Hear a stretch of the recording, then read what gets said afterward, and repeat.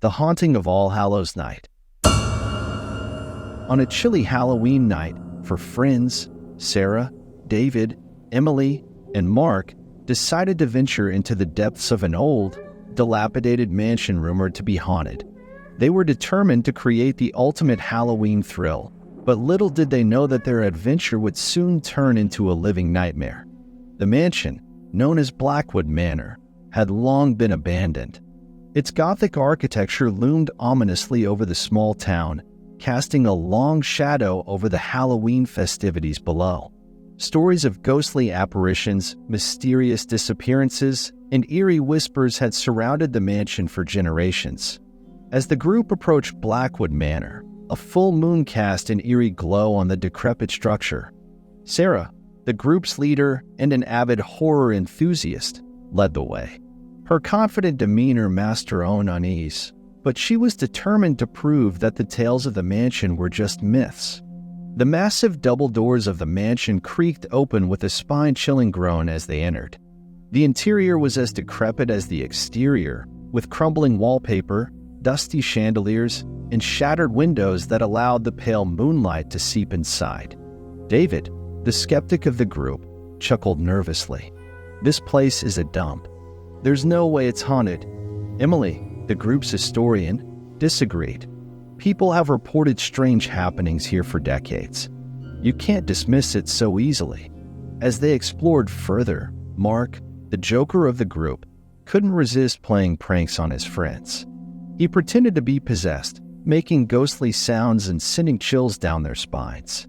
Sarah rolled her eyes, dismissing Mark's antics as typical. However, their laughter was cut short when they heard a faint whisper that seemed to come from the shadows. "Get out." They froze, their faces drained of color. The whisper grew louder, echoing through the mansion. "Get out, before it's too late." Nervously, they decided to backtrack and leave. But as they turned to go, the massive doors slammed shut with a thunderous bang, sealing them inside. Panic swept through the group, and they rushed to the doors, desperately pulling and pushing, but they wouldn't budge. In the dim moonlight, they noticed the walls of the mansion seemed to be shifting, as though the very structure was alive. Sarah's bravado began to waver, and a sense of dread enveloped them. They turned to Emily, their historian, for answers.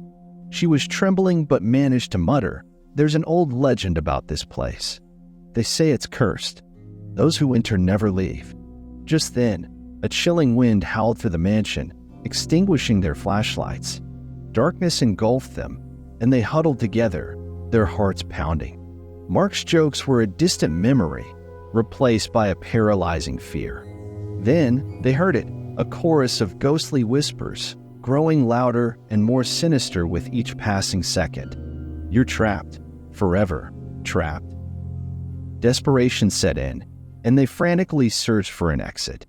Emily stumbled upon a hidden door that led to a narrow, winding staircase.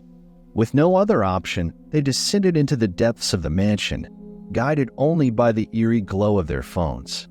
The staircase seemed endless, and they grew disoriented as they descended further into the darkness.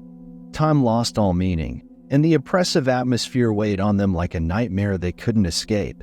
Finally, they reached a subterranean chamber, illuminated by a ghastly green light emanating from a sinister-looking pentagram on the floor. In the center of the pentagram, an ornate, ancient book lay open. Emily recognized it as the Book of Curses, a forbidden tome rumored to hold dark secrets and unspeakable incantations. Against their better judgment, they approached the book, desperate for answers. As they read aloud from the book, an unnatural wind blew through the chamber, extinguishing their phones. The room plunged into darkness, and they heard sinister laughter echoing all around them. Suddenly, Mark screamed, and the others felt a presence in the room. Their phones flickered back to life, revealing that Mark had vanished without a trace. Panic consumed them as they realized that they were no longer alone in the chamber. David, Sarah, and Emily clung to each other, trembling with fear.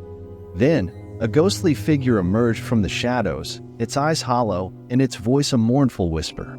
"You trespassed. Now you're one of us." They had become part of the mansion's cursed history, doomed to haunt its halls for all eternity, their laughter and screams merging with the echoes of those who had entered before them on that fateful Halloween night. And as the years passed, the legends of Blackwood Manor grew, attracting new groups of thrill-seekers who ventured inside, unaware of the chilling fate that awaited them, adding their voices to the ghostly chorus that echoed through the haunted mansion on All Hallows Night.